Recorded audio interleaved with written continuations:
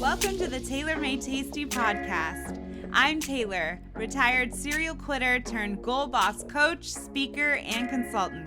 I believe a beautiful life starts with a beautiful mindset.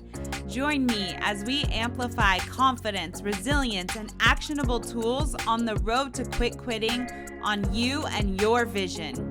You are worthy of your goals, so let's go get there.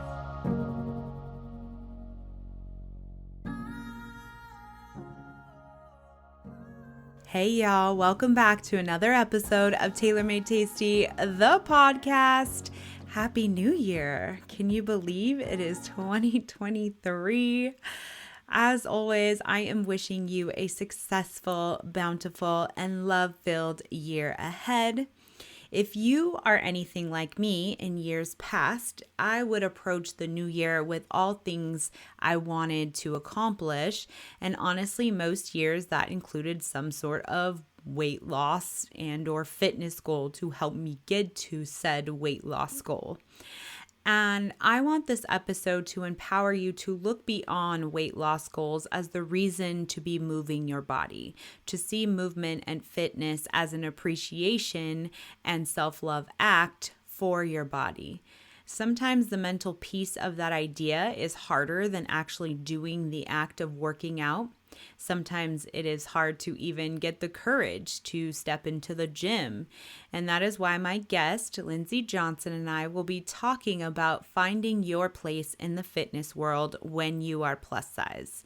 A little bit about our guest, Lindsay Johnson, as also known as the Fantastical Fatty on TikTok, is a fat joy activist on a mission to liberate fat folks from internalized fat phobia and toxic diet culture so they can tap into their own fat joy and take them some space living their best fat baddie lives.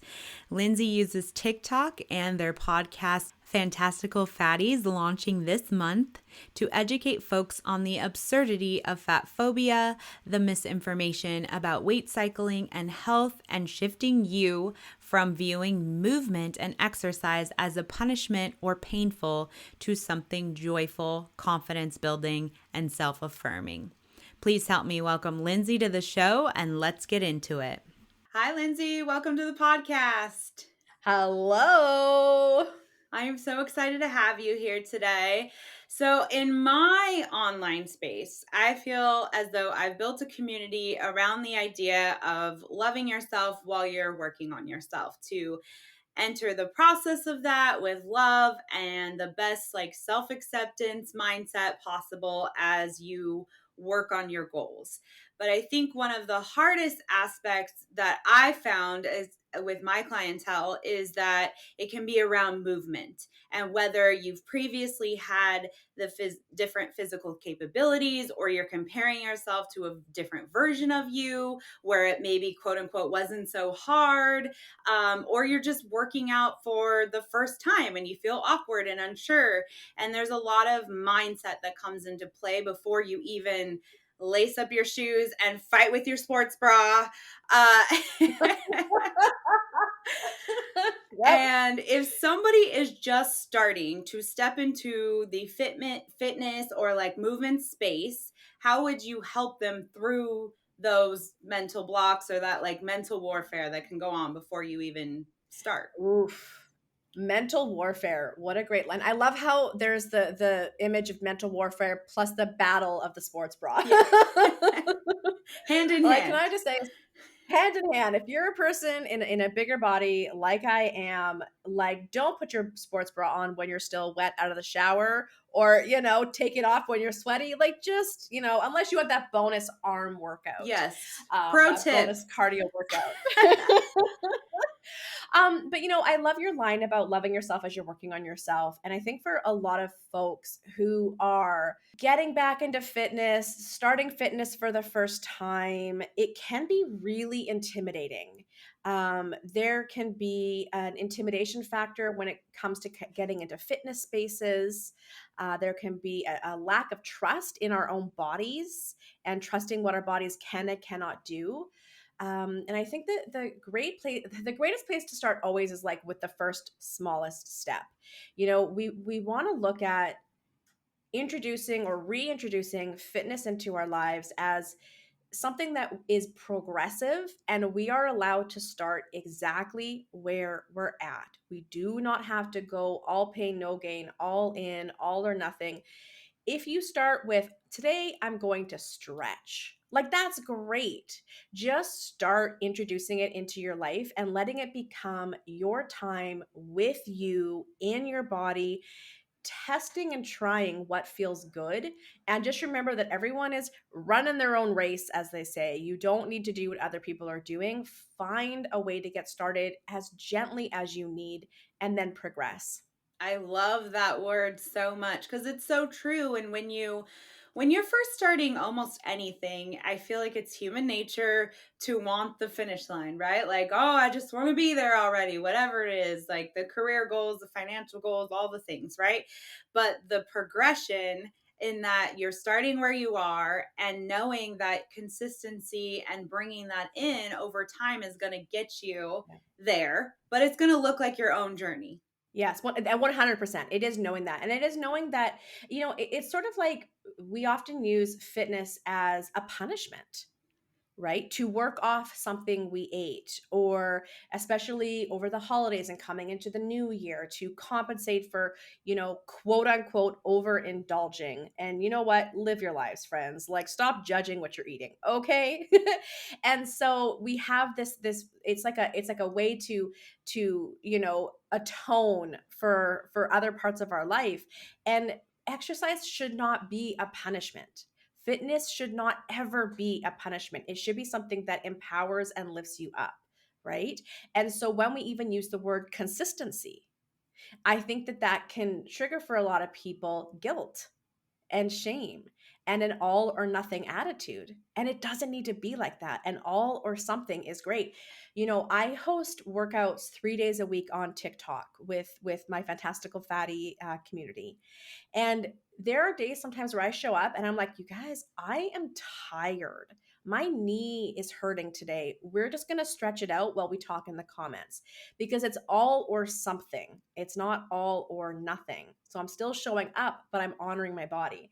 And so, same thing for folks just getting back into it, starting it for the first time, honor your body, all or something. So good. I like little snaps. Uh, so good. I feel like you can't clap on a podcast, so like the snaps feel appropriate.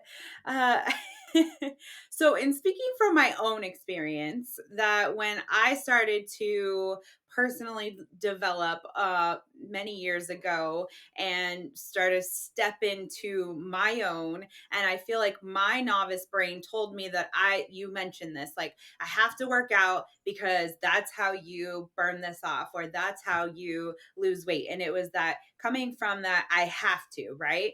Yet, plot twist, many incredible benefits happened to moving my body Yeah. that had nothing to do with losing weight. Right. And I feel like more and more recently that has become, thankfully, a conversation that there are benefits outside of the losing the weight, or that's why I'm doing it. That working out adds to your physical and mental health. So, can you speak about the benefits of working out in our bigger bodies that has nothing to do with weight loss? I would freaking love to. Yes.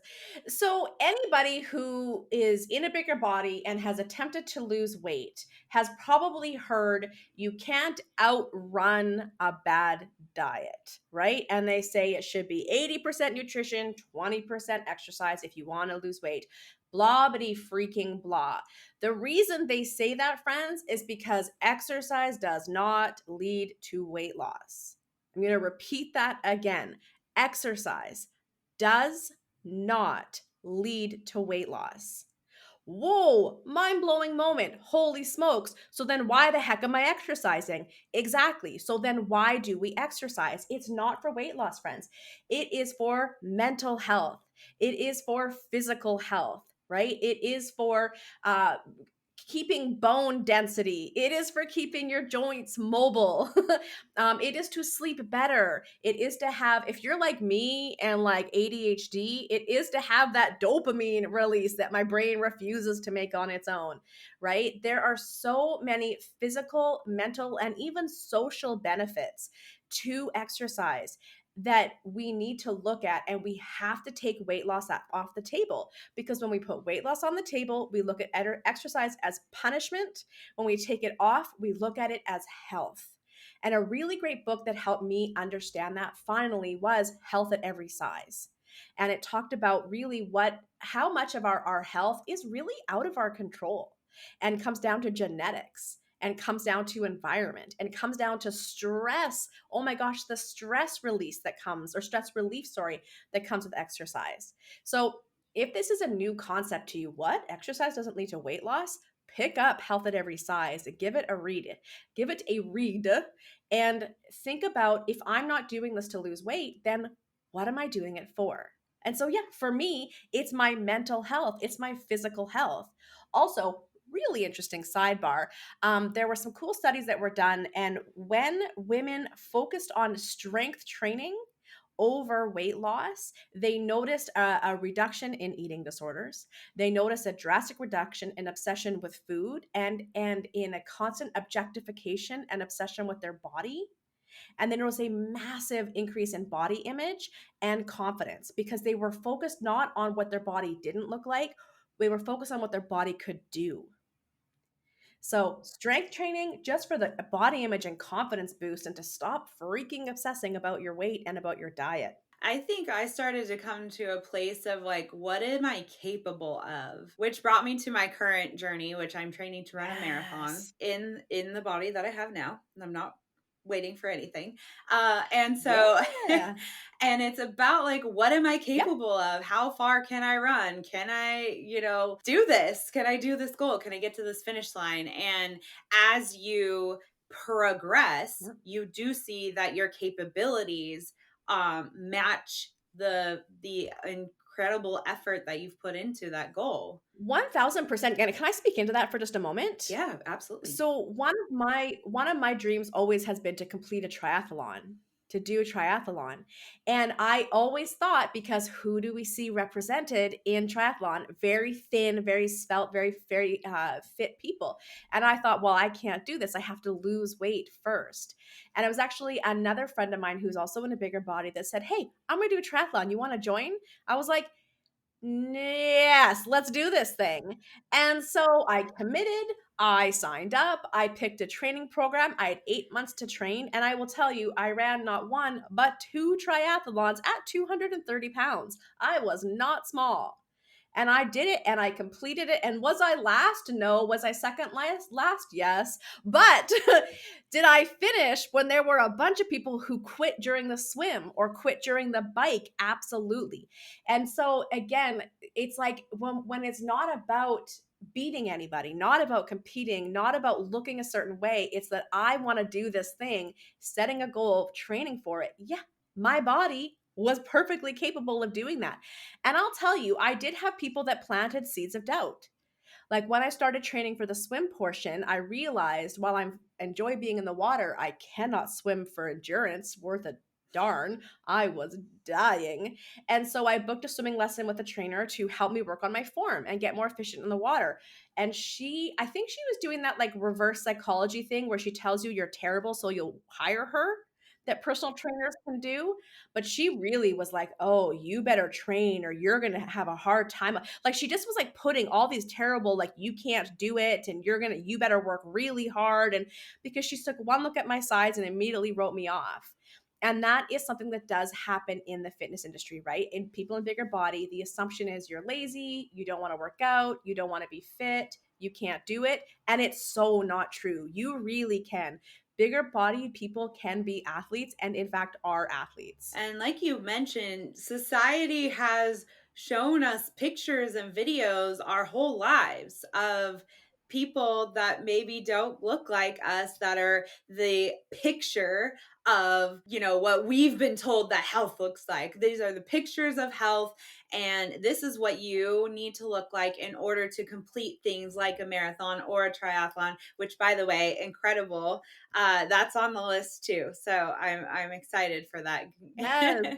And it's cool to see people pave the way that have done that prior, right? And that has been one of the coolest things about sharing this journey online, is people will say like, oh wow, I never thought somebody that looked like me could do that. And that sort of ripple effect, if you will, I love. So but us seeing those pictures and those videos, it does take work. I will speak for myself. It took work to get to the mindset that even though I don't look like those pictures or those videos, like I still know what my boundaries are. I still know what my capabilities are. I know what my perseverance and discipline and all of that could look like. So I'm going to try this.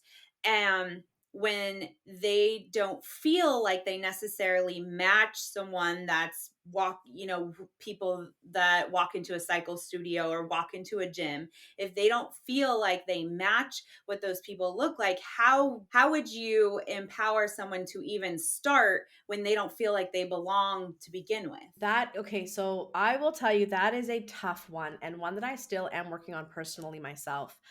I I'm not recommending everyone does this, but I actually started building my own home gym over the pandemic because I was sick of going into gyms and never seeing myself represented, feeling like I don't belong, and the focus always being on weight loss, and the goal always be to shrink your body. It was never about fitness and health. It was always about how can we get you skinnier. And so I still struggle with that. So I'm going to give you all some tips, but I want you to understand that that is a common struggle with a lot of people. I think that first of all, I like doing things with people. So if you can find another person, no matter their size, who also goes to your gym or who wants to join a gym with you, I find working out with somebody does help because you feel like you've got an ally. You feel like you've got a friend. You don't feel like you're so much in a fishbowl at a gym. I think the other thing is that it is easy to feel like everyone's looking at us, and most of the time they are not. Sometimes you might get somebody who's got their own insecurities and they can be mean and they might like look or comment and like I just feel like that happens with literally everything. If you're queer, if you're trans, if you're non-binary, if you're racialized, if you're in a bigger body, if you're a different, if you're older, like I just feel like there are people projecting their insecurities on us everywhere, and people in marginalized identities and bodies I think can relate to that. But I will say that the more that you do the work on yourself to release and heal your own internalized fat phobia, anti-fat hate turned inwards, the more that you work on healing that, the less other people's projected insecurities impact you because you see them as projected insecurities. You don't take that on. So I think besides going with a friend, I would say start doing the work on yourself to build your own confidence up and detach. Another really great book is the F It Diet, F being the full curse word. The F It Diet is a great book at understanding toxic diet culture and how to disengage. Health at Every Size is really good. The Body is Not an Apology, More Than a Body. These are all really great books to not only look at fat phobia and anti-fat bias. We have to stop buying into one look, one race, one gender, like that's that perfect ideal, right? So that was a long aside, but essentially I think the biggest thing is you can't change the outside world. So how do you change your inside, the way you think about yourself and view yourself? As you get more confident, you will feel more confident taking up space. And I will say an interesting thing with getting onto TikTok and creating content for people in bigger bodies, reclaiming the word fat, showing my body, showing my belly, showing my arms, showing my legs, all these parts that I used to feel so insecure about, showing them and having people respond with gratitude and like celebration has done wonders for my own self-confidence because it's just, as my friend said, it's a form of defiant activism. I show my belly and it like emboldens me to be like, yeah, there's nothing like there's nothing wrong with this. Like, why have I felt so shy and insecure? So I think that's the other thing too, is just understand that, you know, the more that you undo your own internalized fat phobia, the more that you find your sense of worth and taking up space in the world, the more you will get comfortable taking up spaces in gyms. And until then, find a friend, go at slower times, use the like desensitization approach, go for 10 minutes, then go home. Then the next day, try another 10 minutes, then go home. Then maybe it's 15 minutes. Try to like desensitize yourself and see that, you know what, it is fine. I have survived and I'm okay here. And if you're like me, just build your own freaking home gym. Payment plans are great. There you go. And then you're always comfortable. I had this sort of campaign a while ago where I was like, you belong in any room, because there were Yep. a lot of times, specifically when I was heavily into cycle, where I would go in the room and there was Yeah. not one person that looked like me, down to the color of my hair did not look like me. Yeah. And I was in there doing my thing the best I could. And it was just like, I belong here. It doesn't matter that I don't look like anyone around me. I belong here.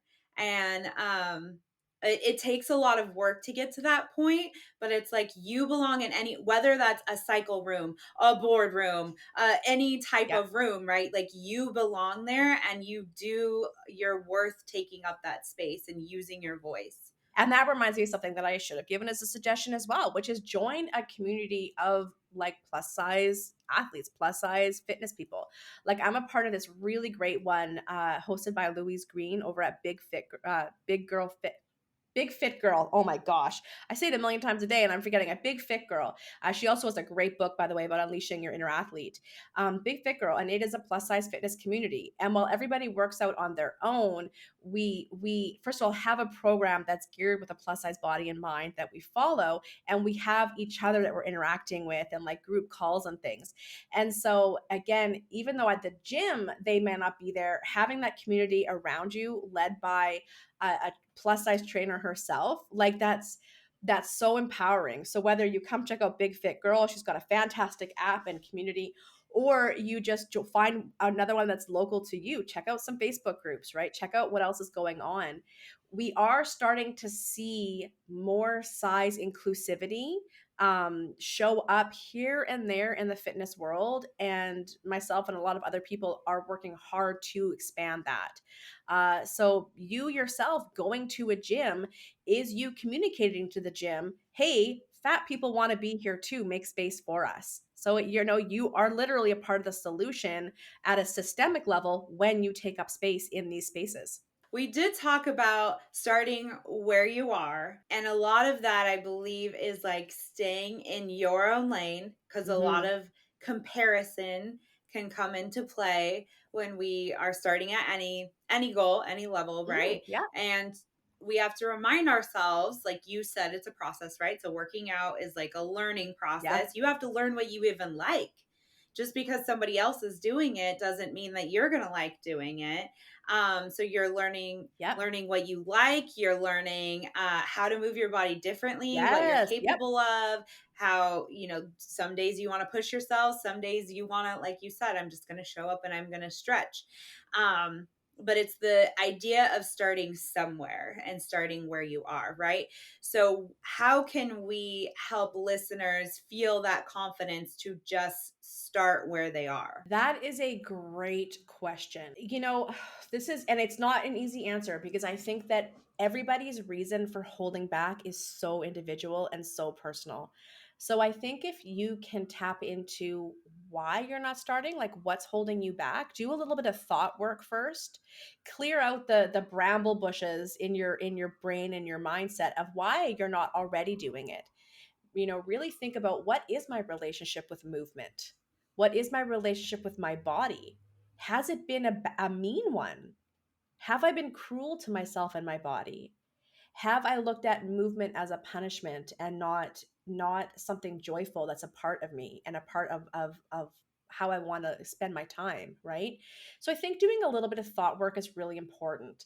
And then asking yourself, and I love this question. I recommend this question all the time. If I take weight loss off the table, what would I do for movement?